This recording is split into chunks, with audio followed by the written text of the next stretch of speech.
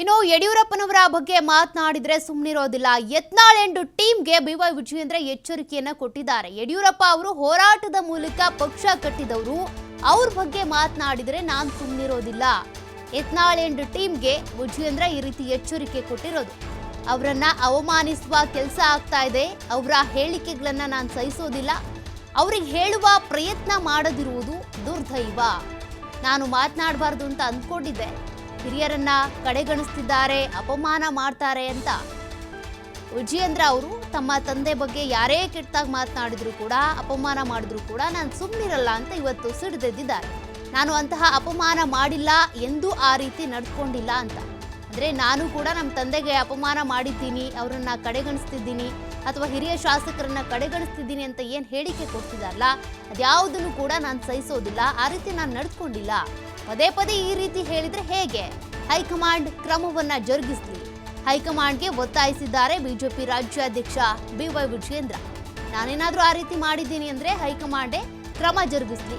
ನಾನು ಯಾವತ್ತೂ ಕೂಡ ಹಿರಿಯರನ್ನ ನಿರ್ಲಕ್ಷ್ಯ ಮಾಡಿಲ್ಲ, ಕಡೆಗಣಿಸಿಲ್ಲ ಅಂತ ಬಿವೈ ವಿಜಯೇಂದ್ರ ಅವರು ಮಾತನಾಡಿದ್ರು. ಜೊತೆಗೆ ತಮ್ಮ ತಂದೆ ಬಗ್ಗೆ ಯಾರೇ ಅಪಮಾನ ಮಾಡಿದ್ರು, ಲಘುವಾಗಿ ಹೇಳಿಕೆಯನ್ನ ಕೊಟ್ಟರು ಕೂಡ ನಾನು ಅದನ್ನ ಸಹಿಸೋದಿಲ್ಲ ಅಂತ ಕೂಡ ಯತ್ನಾಳ್ ಎಂಡ್ ಟೀಮ್ಗೆ ಎಚ್ಚರಿಕೆ ಕೊಟ್ಟಿದ್ದಾರೆ ಬಿವೈ ವಿಜಯೇಂದ್ರ.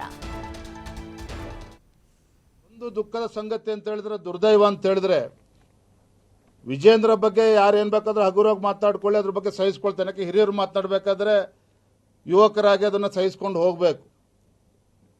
ಆದರೆ ಈ ಪಕ್ಷ ಕಟ್ಟಿರ್ತಕ್ಕಂಥ ಒಬ್ಬ ಹೋರಾಟಗಾರ, ರೈತ ನಾಯಕ ಯಡಿಯೂರಪ್ಪನವ್ರ ಬಗ್ಗೆ ಮಾತನಾಡಬೇಕಾದ್ರೂ ಸಹ ಎಂಥ ಕೀಳ್ಮಟ್ಟದ ಭಾಷೆನ ಪ್ರಯೋಗ ಮಾಡ್ತಾ ಇದ್ದಾರೆ.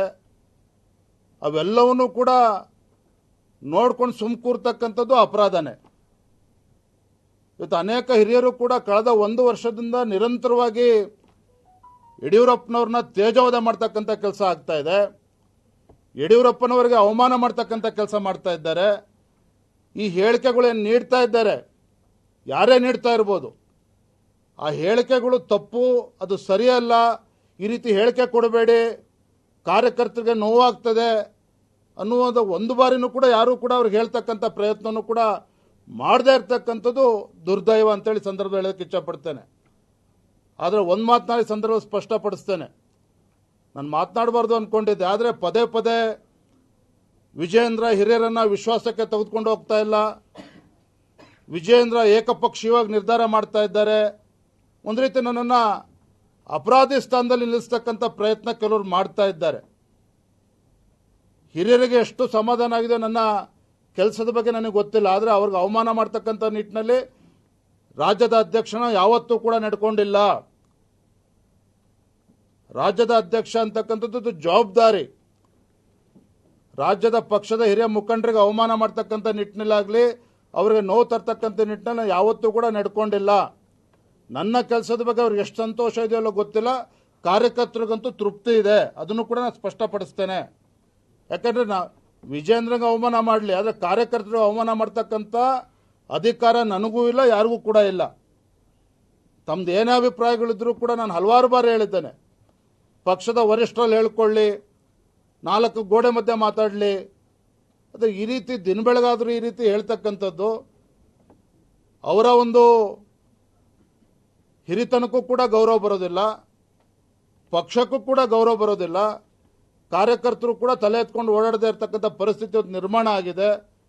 ಈಗಲಾದರೂ ಕೂಡ ನಾನು ವಿನಂತಿ ಮಾಡ್ತೇನೆ, ಪಕ್ಷದ ಹಿರಿಯರಲ್ಲಿ ಯಾರು ಯಡಿಯೂರಪ್ಪನವರನ್ನ ತೇಜೋವಧೆ ಮಾಡ್ತಕ್ಕಂಥ ಕೆಲಸ ಮಾಡ್ತಾ ಇದ್ದಾರೆ, ಅವರನ್ನ ಮಾತನಾಡದಂತೆ ತಡಿತಕ್ಕಂಥ ಕೆಲಸ ಮಾಡಲಿ. ಅವರ ಅಭಿಪ್ರಾಯವನ್ನು ವರಿಷ್ಠರ ಗಮನಕ್ಕೆ ತರಲಿ. ಅದ್ರ ಯಾರು ಕೂಡ ನಾನು ಕೂಡ ತಡಿತಕ್ಕಂಥ ಪ್ರಶ್ನೆ ಉದ್ಭವಲ್ಲ, ಯಾರೂ ಕೂಡ ತಡೆಯೋದಕ್ಕಾಗೋದಿಲ್ಲ. ಆದರೆ ಈ ರೀತಿ ಮಾತನಾಡ್ತಕ್ಕಂಥದ್ದು ಖಂಡಿತ ಸರಿಯಲ್ಲ ಅನ್ನೋದನ್ನು ಬಹಿರಂಗವಾಗಿ ಇವತ್ತು ಮಾಧ್ಯಮದ ಸ್ನೇಹಿತರ ಮೂಲಕ ನಾನು ಹೇಳೋದಕ್ಕೆ ಇಚ್ಛಪಡ್ತೇನೆ.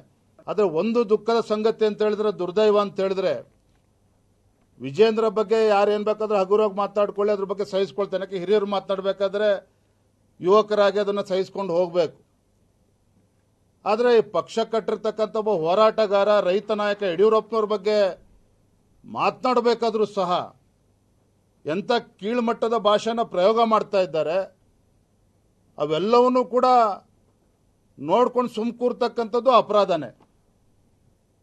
ಇವತ್ತು ಅನೇಕ ಹಿರಿಯರು ಕೂಡ ಮತ್ತಷ್ಟು ಡೀಟೇಲ್ಸ್ ಕೊಡ್ತಾರೆ ಪ್ರತಿನಿಧಿ ಶಿವಕುಮಾರ್ ಜೋಹಳ್ಳಿ ಲೈವ್ ಅಲ್ಲಿ ಜಾಯ್ನ್ ಆಗ್ತಿದ್ದಾರೆ. ಶಿವಕುಮಾರ್, ಈಗಾಗಲೇ ಒಂದ್ ಕಡೆ ಶ್ರೀರಾಮುಲು ಅವರು ವಿಜಯೇಂದ್ರ ಅವರಿಗೆ ಟೀಕೆ ಮಾಡಿದ್ರು, ಅದಕ್ಕೂ ಕೂಡ ವಿಜಯೇಂದ್ರ ಇವತ್ತು ಟಾಂಟ್ ಮಾಡಿದ್ದಾರೆ. ಮತ್ತೊಂದು ಕಡೆ ಯತ್ನಾಳ್ ಅಂಡ್ ಟೀಮ್ಗೆ ಎಚ್ಚರಿಸಿದ್ದಾರೆ. ಈ ರೀತಿಯಾಗಿ ನೀವು ಯಡಿಯೂರಪ್ಪನವರ ವಿರುದ್ಧ ಅವಹೇಳನ ಮಾಡೋದಾಗ್ಲಿ, ಒಂದಷ್ಟು ಹೇಳಿಕೆಗಳನ್ನ ಕೊಡೋದಾಗ್ಲಿ ಮಾಡ್ತಾ ಇದ್ರೆ ನಾನು ಸುಮ್ಮನಿರೋದಿಲ್ಲ ಅಂತ. ಮತ್ತೆ ಹೈಕಮಾಂಡ್ ಕೂಡ ನಾನೇನಾದ್ರೂ ತಪ್ಪು ಮಾಡ್ತಾ ಇದ್ರೆ ಹೈಕಮಾಂಡ್ ಕ್ರಮ ತೆಗೆದುಕೊಳ್ಳೋದಕ್ಕೂ ಕೂಡ ಅವಕಾಶ ಇದೆ, ನಾನು ಯಾರನ್ನೂ ಕೂಡ ಕಡೆಗಣಿಸ್ತಾ ಇಲ್ಲ ಅಂತ. ಅಂದ್ರೆ ಒಂದಷ್ಟು ಹೇಳಿಕೆಗಳು ಅವ್ರ ವಿರುದ್ಧ ಏನು ಬರ್ತಿದ್ದಾವೆ ಅದೆಲ್ಲದಕ್ಕೂ ಕೂಡ ಕ್ಲಾರಿಟಿ ಕೊಡುವಂತ ಕೆಲಸವನ್ನ ಇವತ್ತು ಮಾಡ್ತಿದ್ರಾ ಅಂತ.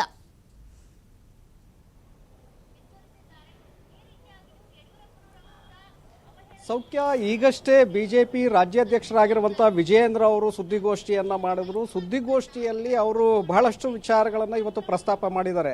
ಇಲ್ಲಿಯವರೆಗೆ ರಾಜ್ಯ ಬಿಜೆಪಿಯಲ್ಲಿ ಏನು ಭಿನ್ನಾಭಿಪ್ರಾಯಗಳು ಎದ್ದಿದ್ವೋ ಆ ಭಿನ್ನಾಭಿಪ್ರಾಯಗಳಿಗೆ ಸಂಬಂಧಪಟ್ಟಂತೆ ಅವರು ಇವತ್ತು ಪ್ರತಿಕ್ರಿಯೆಯನ್ನು ಕೊಟ್ಟಿದ್ದಾರೆ. ಒಂದು ಕಡೆ ಯತ್ನಾಳ್ ಅವರ ಟೀಮ್ ಈಗಾಗಲೇ ದೆಹಲಿಗೆ ತೆರಳಿತ್ತು, ವಾಪಸ್ಸಾಗಿದೆ. ಹೈಕಮಾಂಡ್ ನಾಯಕರನ್ನು ಭೇಟಿ ಮಾಡಿ ದೆಹಲಿಯಿಂದ ವಾಪಸ್ಸಾಗಿದೆ. ಮತ್ತೊಂದು ಕಡೆ ಶ್ರೀರಾಮುಲು ಅವರು ಕೂಡ ತಟಸ್ಥ ಬಣದಲ್ಲಿ ಗುರುತಿಸ್ಕೊಂಡಂಥವ್ರು. ಶ್ರೀರಾಮುಲು ಅವರು ಕೂಡ ಹೇಳಿಕೆಯನ್ನು ಕೊಟ್ಟಿದ್ರು, ಯಾಕೆಂದರೆ ಅನುಭವದ ಕೊರತೆ ಇದೆ ವಿಜಯೇಂದ್ರ ಅವ್ರಿಗೆ ಅಂತೇಳಿ.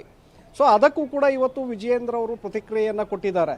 ಯಾಕೆಂದರೆ ಇಲ್ಲಿಯವರೆಗೆ ನಾನು ಒಬ್ಬ ಅನುಭವ ನನಗೆ ಕಡಿಮೆ ಇದೆ ಅಂತೇಳಿ ಶ್ರೀರಾಮುಲು ಅವರು ಹೇಳ್ತಾ ಇದ್ದಾರೆ. ರಾಜ್ಯಾಧ್ಯಕ್ಷನಾಗಿ ನನಗೆ ಅನುಭವ ಕಡಿಮೆ ಇರಬಹುದು, ಆದರೆ ಕಾರ್ಯಕರ್ತರ ಸಂಘಟನೆ ವಿಚಾರದಲ್ಲಿ ನನಗೆ ಅನುಭವ ಸಾಕಷ್ಟಿದೆ ಅನ್ನುವಂಥದ್ದನ್ನು ಕೂಡ ಅರ್ಥ ಮಾಡ್ಕೊಳ್ಬೇಕು. ನಾನು ಯಾವ ಹಿರಿಯ ನಾಯಕರನ್ನು ಕೂಡ ಮೂಲೆ ಗುಂಪು ಮಾಡುವಂಥ ಕೆಲಸವನ್ನು, ಅವರು ಬೇಸರಿಸಿಕೊಳ್ಳುವಂಥ ಒಂದು ಕೆಲಸವನ್ನು ನಾನು ಮಾಡಿಲ್ಲ. ಇವತ್ತು ಇಡೀ ರಾಜ್ಯದಲ್ಲಿ ನಾನು ಎಲ್ಲೇ ಹೋದರೂ ಕೂಡ ವಿಜಯಣ್ಣ ಅಂತೇಳಿ ಇವತ್ತು ನನ್ನನ್ನು ಕರೀತಾರೆ. ಅಷ್ಟರ ಮಟ್ಟಿಗೆ ನಾನು ಕಾರ್ಯಕರ್ತರ ಮನಸ್ಸಿನಲ್ಲಿ ನಾನು ಉಳ್ಕೊಂಡಿದ್ದೇನೆ. ಕೆಲವು ನಾಯಕರಿಗೆ ಭಿನ್ನಾಭಿಪ್ರಾಯಗಳು ಇರಬಹುದು, ಭಿನ್ನಾಭಿಪ್ರಾಯಗಳು ಏನೇ ಇದ್ರೂ ಕೂಡ ಅದನ್ನು ನಾಲ್ಕು ಗೋಡೆಗಳ ಮಧ್ಯೆ ಅದನ್ನು ಬಗೆಹರಿಸ್ಕೊಳ್ಬೇಕು. ವರಿಷ್ಠರನ್ನ ಅವರು ಭೇಟಿ ಮಾಡಿ ಮಾತನಾಡಲಿ, ಅದಕ್ಕೆ ನಮ್ಮದೇನು ಅಭ್ಯಂತರ ಇಲ್ಲ. ಆದರೆ ಪದೇ ಪದೇ ಯಡಿಯೂರಪ್ಪನವರ ವಿರುದ್ಧವಾಗಿ, ನನ್ನ ವಿರುದ್ಧವಾಗಿ ಅವರು ಮಾತನಾಡ್ತಾ ಇದ್ದಾರೆ. ನನ್ನ ವಿರುದ್ಧವಾಗಿ ಅವರು ಯಾವುದೇ ಹೇಳಿಕೆಗಳನ್ನು ಬೇಕಾದರೆ ಕೊಡಲಿ, ಆದರೆ ಯಡಿಯೂರಪ್ಪನವರು ಭಾರತೀಯ ಜನತಾ ಪಕ್ಷವನ್ನು ರಾಜ್ಯದಲ್ಲಿ ಯಾವ ರೀತಿಯಾಗಿ ಕಟ್ಟಿ ಬೆಳೆಸಿದ್ರು, ಅವರ ಹೋರಾಟ ಎಂಥದ್ದು, ಇದನ್ನು ಎಲ್ಲರೂ ಕೂಡ ಅರ್ಥ ಮಾಡ್ಕೊಳ್ಬೇಕು ಅನ್ನುವಂಥ ವಿಚಾರವನ್ನು ಪರೋಕ್ಷವಾಗಿ ಅವರಿಗೆ ರವಾನೆ ಮಾಡಿದ್ದಾರೆ. ಯಾಕೆಂದರೆ ನೇರವಾಗಿ ಯಡಿಯೂರಪ್ಪನವರು ಅಂದರೆ ಇಲ್ಲಿ ರಾಜ್ಯ ಬಿಜೆಪಿ ಅಂದರೆ ಯಡಿಯೂರಪ್ಪನವರು ಅನ್ನುವಂತಹ ಒಂದು ಸಮಯ ಇತ್ತು.